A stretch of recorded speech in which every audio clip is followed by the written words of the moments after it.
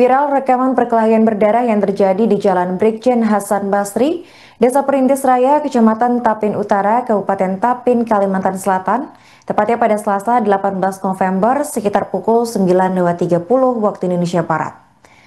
Seorang pria inisial ZA bersimbah darah setelah mengalami luka bacokan oleh pelaku inisial GA.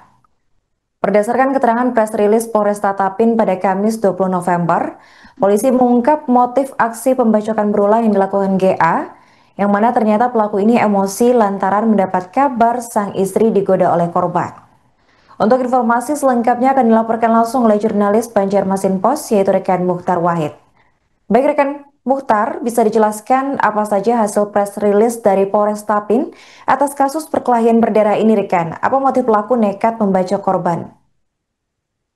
Baik, rekan, hari ini dapat saya laporkan dari Kabupaten Tapin, Provinsi Kalimantan Selatan. Hari ini telah digelar jumpa pers di Polres Tapin, dan itu dilakukan oleh Wakapolres Tapin, Kompol Aunur Raufik. Di situ terungkap bahwa ternyata motif pelaku menganiaya korban karena merasa sakit hati ya, istrinya digoda. Kemudian pelaku saat hari Selasa itu melintas di Jalan Brigjen Hasan Basri, dia melihat korban sedang menata dagangan milik istrinya, penjual rujak di Jalan Brigjen Hasan Basri, Kelurahan Rantau Kiwa, Kecamatan Tapin Utara, Kabupaten Tapin. Sekitar pukul 9.30, aku mendekati dan langsung menebas korban. Disitulah korban sempat melempar kursi, kemudian berputar-putar karena dikejar terus hingga akhirnya terjatuh tersungkur, baru kemudian pelaku menggunakan sepeda motornya melarikan diri. Dan polisi yang dihubungi oleh warga dari Polsek Tapin tiba di tempat kejadian dan mengevakuasi korban bersama warga ke rumah sakit. Itu informasinya Arin terkait motif dan kronologinya. Oke baik rekan, untuk selanjutnya bagaimana sosok pelaku ini menurut keterangan dari pihak keluarga maupun warga setempat rekan? Betul, jadi pelaku dan korban ini ternyata ada hubungan kekerabatan. Bahkan akrab sekali mereka ini. Tetapi karena ada catatan hitam bagi korban ya, dan catatan gelap bagi pelaku. Pelaku ini baru saja keluar dari rutan di Martapura di Karangintan karena tindak pidana narkoba. Nah, disitulah dia mendengar bahwa korban ini sering menggoda istrinya. Panaslah dia.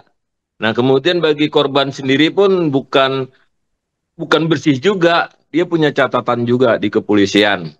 Nah, informasi ini memang antara kedua korban dan pelaku ini sebelumnya akrab, bahkan memiliki hubungan kekerabatan. Itu yang bisa kami informasikan setelah melakukan investigasi di lapangan, Arin. Oke baik rekan Mukhtar, apa hukuman yang diterima pelaku atas tindakannya ini? Baik, Arin. Jadi setelah itu Wakapolres Tapin menginformasikan bahwa penganiayaan yang dilakukan oleh pelaku terhadap korban dikenakan pasal 351 ayat 2. Penganiayaan berat yang ancaman hukumannya 5 tahun. Dan Wakapolres juga menghimbau kepada warga di Kabupaten Tapin untuk tidak keluar rumah menggunakan senjata tajam, karena itu berpotensi seperti yang dilakukan pelaku. Kalau tidak menggunakan senjata tajam, itu tidak akan terjadi tindak pidana penganiayaan berat. Demikian, Arin. Terakhir rekan Mukhtar, bagaimana nasib korban saat ini? Betul, jadi berdasarkan informasi dari dokter PLT, Direktur Rumah Sakit Datu Sanggul, Dr. Widi Santoso, bahwa kondisi korban sudah mulai berangsur membaik, ya, sudah dialihkan ke ruang perawatan bernama Marwah, tapi masih diperlukan CT scan di kepalanya, karena kepala korban dalam kondisi uh, mengalami luka ya, dan di rahang sebelah kanan juga itu kelihatan tulangnya karena tebasan Kalau yang di kepala itu luar biasa sekali, jadi sehingga diperlukan, dan saat ini korban belum bisa berkomunikasi. Itu yang diinformasikan oleh dokter Widi Santoso, Direktur Rumah Sakit Datu Sanggul Tapin. Oke, Arin. baik. Terima kasih rekan Mukhtar atas laporannya dan selamat melanjutkan aktivitas kembali. Untuk kronologis maupun yang lainnya, yang pasti berarti kan untuk menggoda saat yang pelaku ada di dalam.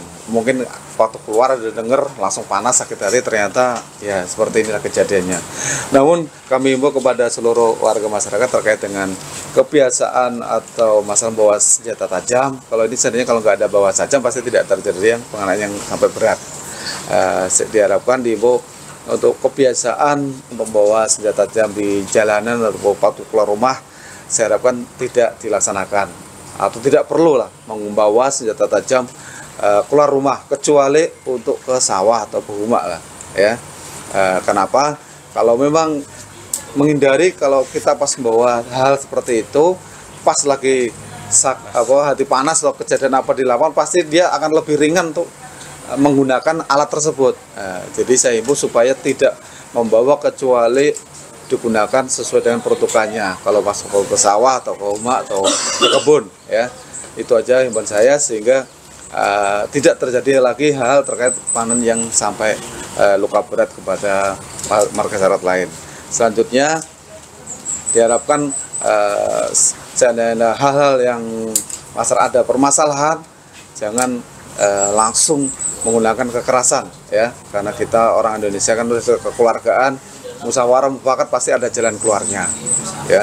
Dan menghimbau juga untuk mungkin yang muda-muda anak-anaknya supaya tidak menggunakan kekerasan maupun apalagi membawa senjata tajam saat pulang rumah.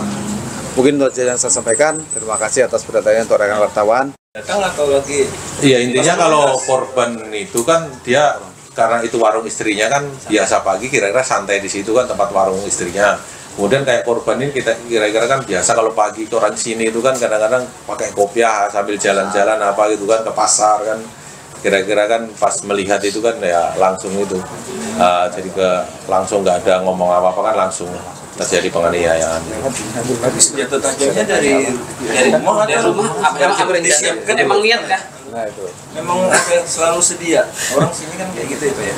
Tapi pisau biasanya bukan parang. Memang ini kira-kira udah dari rumah dia bawa. Ada karena dia itu karena panas, kira-kira niat itu kan udah dari rumah bawa kan gitu kan. Nah, cuman kan kira-kira seandainya korban itu nggak ada di situ, kira-kira nggak terjadi. Pas korban ada, pas kebetulan dia pas membawa itu kan, kira-kira langsung terjadi penganiayaan. Pasal yang digunakan tadi? Pasalnya Pak? Pasal 351 ayat 2. Ancaman. Download Tribun X sekarang. Menghadirkan lokal menjadi Indonesia.